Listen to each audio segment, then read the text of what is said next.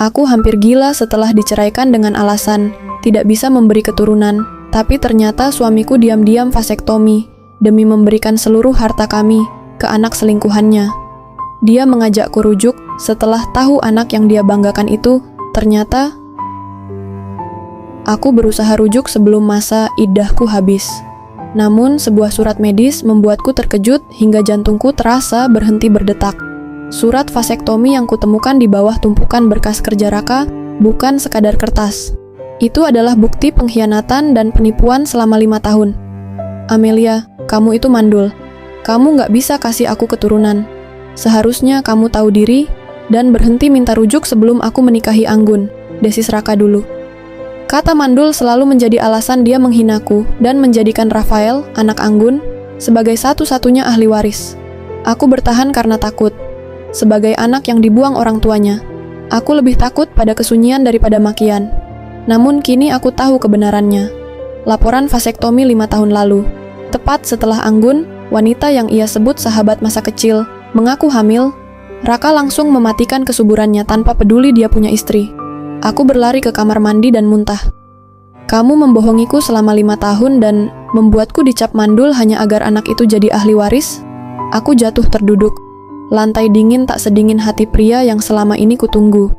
Selama 5 tahun aku menelan vitamin, meminum jamu pahit, bahkan menjalani prosedur medis menyakitkan demi memberinya keturunan. Ketukan pintu membuyarkan pikiranku. Mbak, Mas Raka pulang bawa Rafael sama Mbak Anggun. Di ruang tengah, mereka menatapku seperti noda. Ibu mertua langsung menggandeng Anggun duduk, sementara ayah mertua menggendong Rafael. Raka mendekat. Amel, lama nggak bertemu. Apa kabarmu? Kabarku, seperti biasa. Namun perasaanku sudah kosong. Raka, kapan kamu usir mantan istrimu ini? Tanya ibunya. Raka gugup. Kalau Amel pergi dia nggak punya siapa-siapa. Kamu gila, istri sahmu nanti Anggun. Perdebatan pecah hingga ibu membanting gelas. Amel, ikut aku sebentar. Raka menarikku ke taman samping. Amel, ibu ingin kamu pergi. Aku tahu ini rumah kita, tapi sebentar lagi Anggun jadi istriku. Jadi, tolong keluar dulu. Aku carikan kontrakan. Setelah aku menikah dengan Anggun, aku janji akan rujuk denganmu. Aku hampir tertawa. Selama ini aku mengira Raka adalah penyelamat dari trauma kesendirianku. Ternyata dia pelaku sandiwara paling kejam. Aku mencintaimu, Amel. Tapi aku juga seorang ayah. Baiklah, aku akan pergi. Mendengar itu Raka tersenyum dan hendak memelukku. Tapi aku mundur. Aku jijik. Jangan marah. Ini untuk kita. Setelah rujuk nanti aku ganti waktu kita yang hilang. Aku hanya menatap dingin. Aku tidak akan rujuk dengan penipu. Raka mengusap kepalaku lalu masuk ke rumah, makan malam bersama keluarga barunya.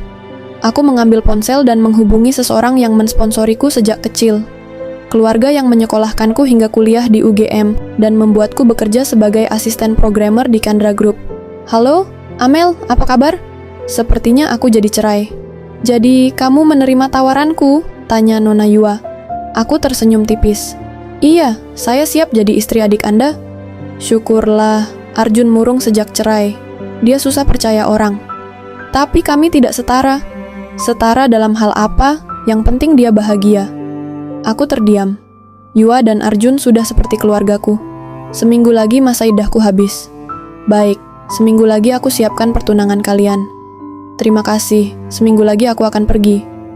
Namun sebelum itu, aku akan membongkar kebohongan Anggun dan membuat Raka menyesal telah menipuku 5 tahun. Tiba-tiba Raka berdiri di sampingku. Kamu mau pergi kemana?